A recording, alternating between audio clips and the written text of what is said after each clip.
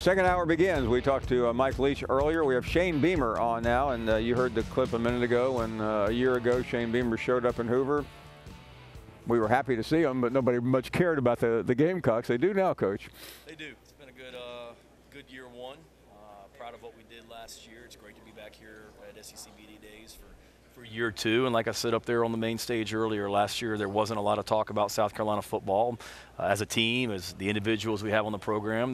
There is now, and we know that we've got a lot of work to do to take that next step. But I like the buzz that we've created, and looking forward to getting started this year. One thing I love about South Carolina fans, and I've gotten to know a lot of them because of where I live, they go from 0 to 90 in about 3 seconds. And we had a call from a 14-year-old named Walker a few minutes ago. He said that he had called us one day and you had tweeted at him, and you made his life at 14. That's probably not a lot of experience.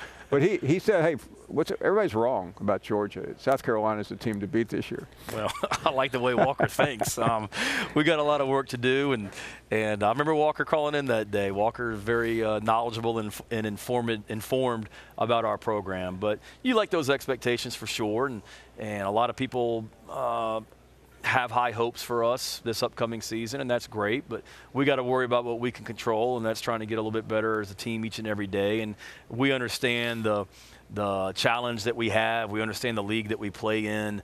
When the preseason rankings and predictions come out, later this week, I would imagine that 6 or 7 of our opponents will be picked higher than us in all the preseason rankings. So we play in the toughest conference in America. We know the work ahead of us, but we're excited to get going. Coach, I do remember talking to you last year, and you seemed prepared for it. I mean, you've watched this your entire life, as has been said many, many times. But when you get ready for this, we were commenting earlier about your friend Nick Saban, where it's all programmed and nuanced. Do you know what to expect, or by the time you get here, it's pretty well in the cake?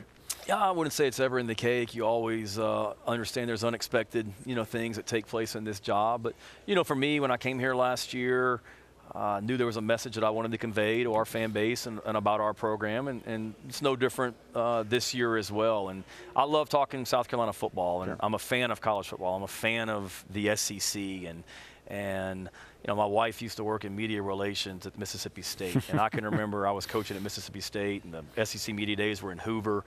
And I drove over to Hoover one night to have dinner with her because she was there working that week. And this would have been 2005, somewhere in that range. And just remember thinking, man, how awesome would it be one day if I could be a head football coach actually here for SEC Media Days? And I am now. And it's a demanding job that I'm in. It's high pressure. I get it. We're judged on 12 Saturdays a year. But I love what I do. I love the players that I coach. I love the coaches that I'm around. And I'm going to enjoy every second of this and take advantage of it. I've had the opportunity to meet everybody in your family, including your lovely wife in Columbia this year. And I say this with great affection for her and my own wife.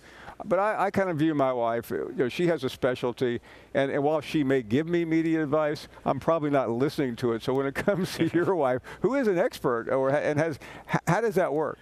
If she speaks, I listen, for sure. And she's brilliant.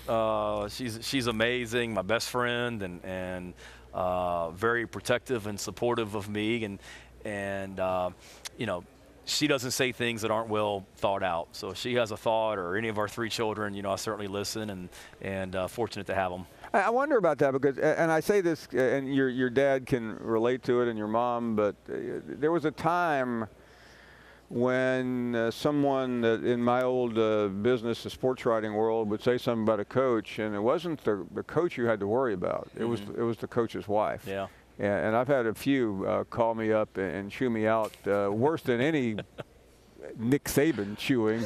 But I wonder because you don't know what to do because I remember Pat Dye called me once. He said, "I heard old Sue called and chewed your ass out." I said, he was such a folksy guy. Yeah. He just started cackling because he thought it was the funniest thing in the world. I know that you probably don't want that, but you're also probably not going to stop her if she decides to do that. I would stop her. She Okay, doesn't you need to, would. well, Okay. she doesn't need to be calling you if she doesn't like something She's you welcome said. to call me. So, no, it's I think it's one of those. She or my mom or whoever, they're very passionate and protective of their husband and their son. Sure. But I learned growing up the son of a college football coach, you're in the limelight and you're not going to ever make everyone happy. Right. And there's so many blessings that we have because I'm in this position, but there's also, you realize that you're in the public, you're in the spotlight, and I worry about it. Things are good right now for us, but when my kids go to school, worrying about them hearing things like I did growing up, and Virginia Tech struggled and whatnot. And this, coaches are insulated. We lose a game and we go right back in the facility the next day and we go right back to work, and we don't hear the outside noise.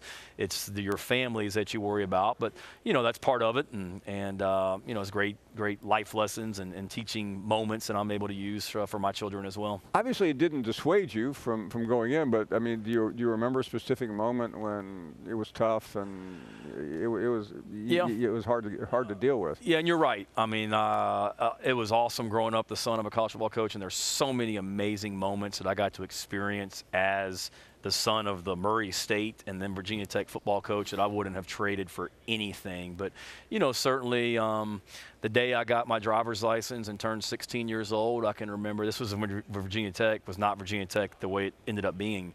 This was Virginia Tech coming off a 2-win season in 1992.